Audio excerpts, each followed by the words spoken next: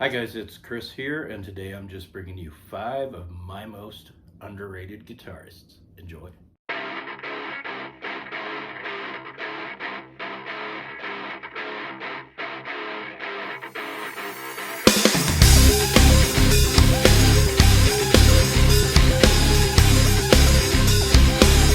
Hi, this is 16-Bit Strings, and if you're new here, well, pretty much anyone is, because I hardly posted anything on this channel until recently. But anyway, this channel will feature a lot of my own music, covers, guitar covers of music, and video sharing info and opinions about all things music. Today I'm given 5 guitarists that, in my opinion, are a few of the most underrated guitarists in rock music or guitar music in general. They may have had plenty of accolades and attention, so they don't lack that, but nonetheless are, in my opinion, undervalued as guitar players. I'm basing these not just on technical skill, but also sheer creativity, influence, and writing ability. Enjoy. So number 1, I'm gonna have to go with Billy Corgan. Now, I know that he's not known for being a big shredder and definitely isn't going to pop up on most people's lists of greatest guitarists. However, he's definitely not getting enough credit.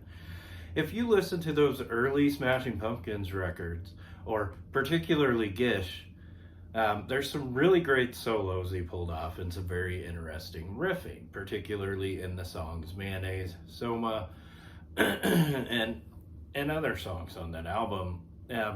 He's clearly a more gifted soloist and player than he leads on, as it's clearly more about the song as a whole for him. This combined with his ability to write and structure beautiful sounding song melodies is why I feel he belongs on the list. I think he's underrated mostly because a lot of people refuse to see all his guitar and songwriting talent because of his nasally voice. So if you don't like his nasally voice, fine. But just don't knock on his guitar talent because of it. He deserves at least the credit for that. If you can look past it like I did in the past and just see his songwriting and playing ability, eventually you just kind of get used to it, similar to listening to Rush. He's also one that combines that innate writing ability and creativity that just simply more practicing doesn't develop. It's just there. It's inborn. And he does possess a degree of technical skill that is not his main focus. And most of my favorite guitarists possess those. Now, number 2, Jimmy Page.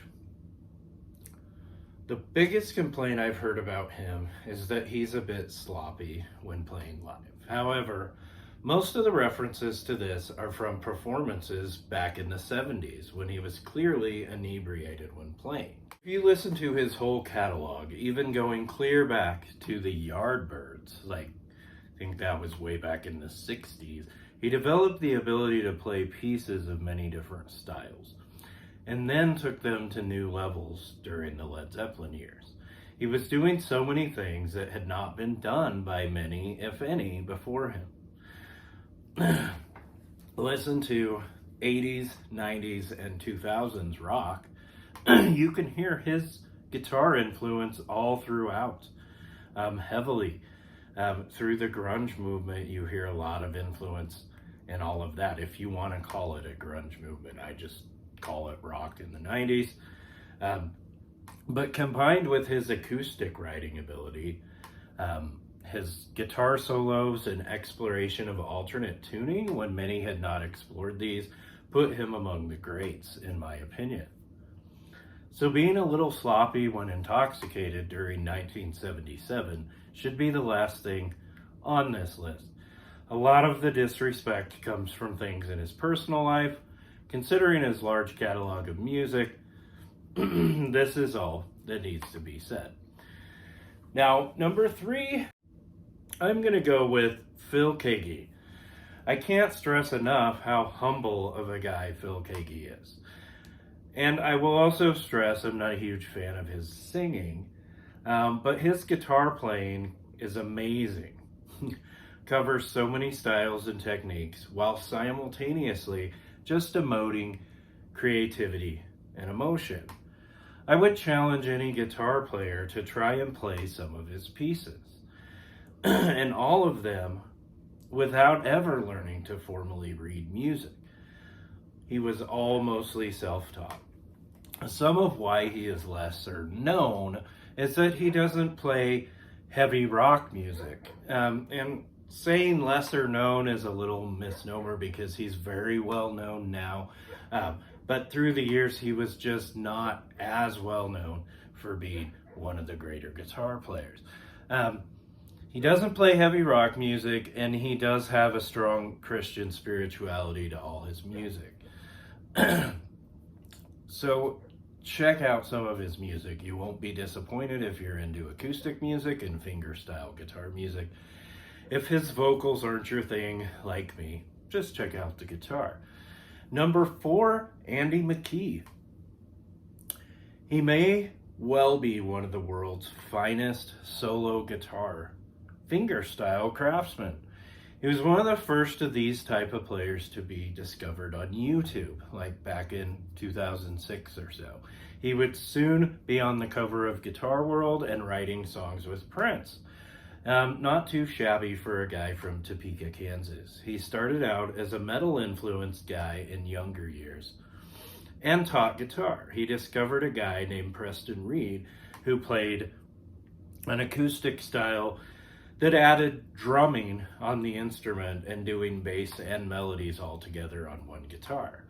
This greatly influenced McKee to go that direction musically. The song Hunter's Moon by him, which I highly say you should go check out, is one of my favorite songs by him, but has many other amazing songs like Drifting, Rylan, and others. If you haven't checked out his music, do yourself a favor. Might be missing out on one of the best guitarists in the world.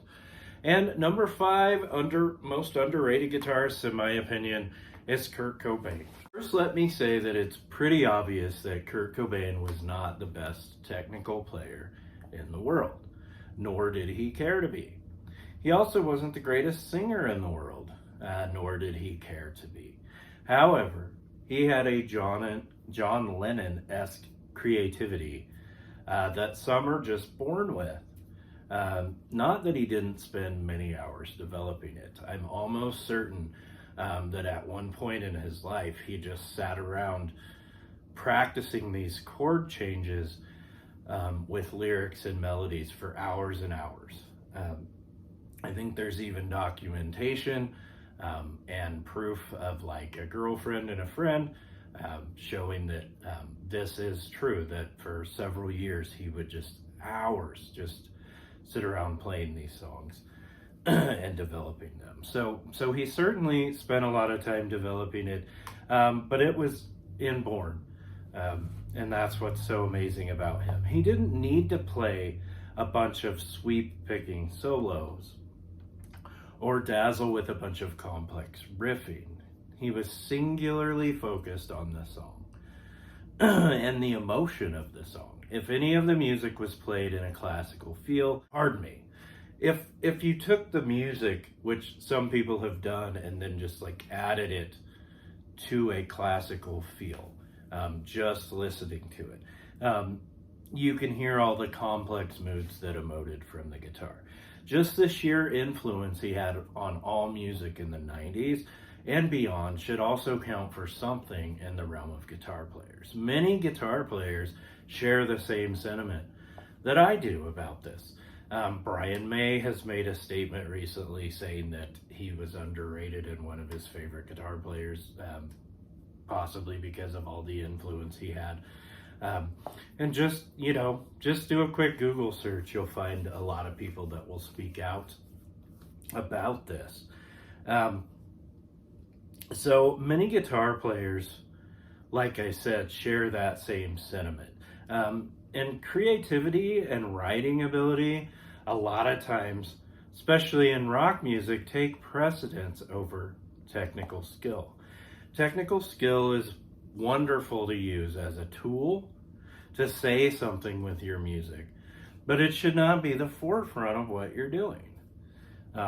again, just my opinion, hearing someone play sweeping arpeggios over and over really fast is impressive.